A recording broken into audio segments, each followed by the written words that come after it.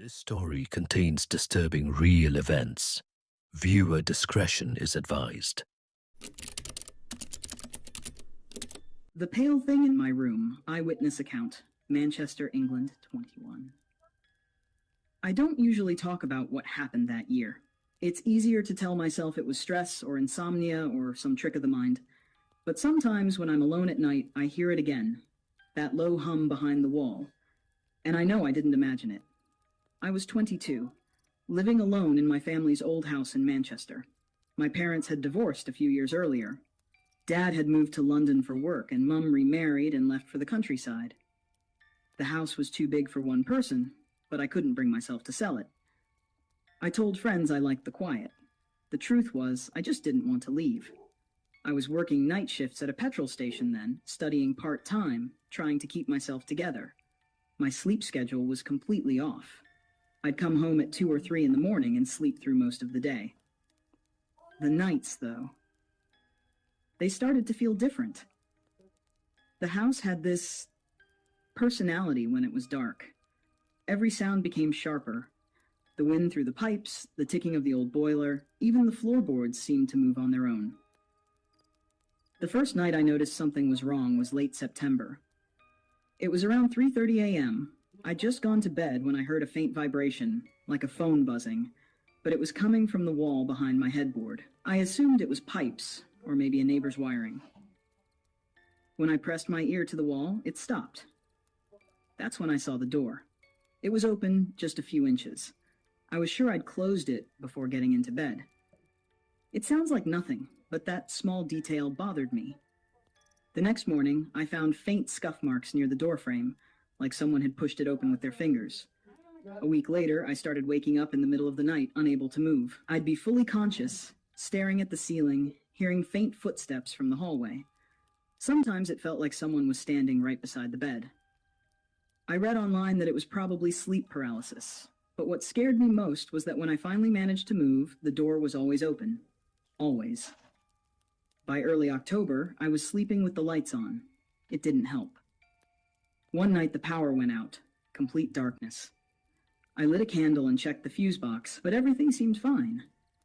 When I turned back toward my bedroom, I caught something in the reflection of the hallway mirror. A movement, just a flicker, like something pale ducking out of sight. I told myself I was overtired. Shadows, candlelight, imagination. I went back to my room, set the candle on the bedside table, and that's when I noticed the smell. Damp, sour, and metallic, like blood left in water. It was coming from the corner of the room. The flame flickered, and that's when I saw it. Crouched low, half in shadow.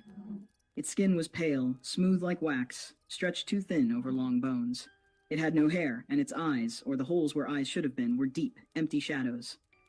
Its mouth hung slightly open, the corners pulled back in a slow, unnatural grin. It didn't move at first. Neither did I.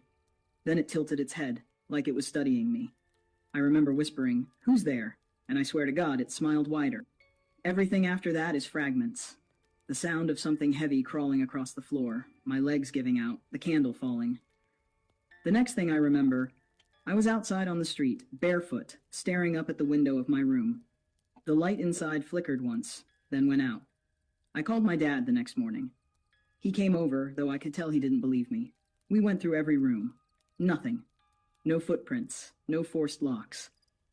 The only thing out of place was a dark patch on the wallpaper behind my bed. When we peeled it back, the plaster underneath looked warped, like something had been pressing outward from inside the wall. I moved out 2 weeks later. A few months passed. I tried to forget it. New job, new flat, different part of the city.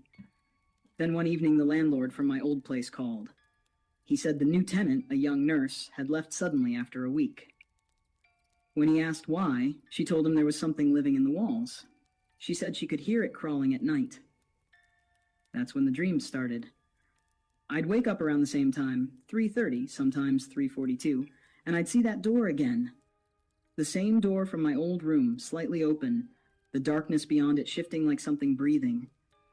Every time I tried to get closer, I'd wake up sweating, my heart racing. Then months later, Mum found one of Dad's old cameras while cleaning out a cupboard. It still had a memory card inside, and she asked me to check if it worked. There were photos from when I was a kid, birthdays, holidays, normal stuff. Then, near the end, a picture I didn't recognize. It was my old room, taken from the doorway. The bed neatly made, the same crooked frame on the wall. And in the corner, half hidden by shadow, something pale was crouched, smiling. I've thought about every possible explanation. Maybe it was sleep deprivation. Maybe my mind created it because I was lonely, angry, half broken from living in a house full of memories. But then there's the sound, that low, humming vibration behind the walls. I still hear it sometimes, especially when I'm just about to fall asleep. And every time I do, I notice the same thing. My door, which I always lock, is open just a few inches. I moved 3 times since then, changed jobs, new city. But last month, I woke up around 3:42 a.m. and saw a shadow crouched by the foot of my bed. I told myself not to look. Not again. But I couldn't help it. It smiled. And in that moment, I realized something I hadn't before. It never lived in that house. It lived in me. Another tale ends, but the night never sleeps. Join NightCreep Horror Stories for more whispers from the dark. Subscribe if you dare.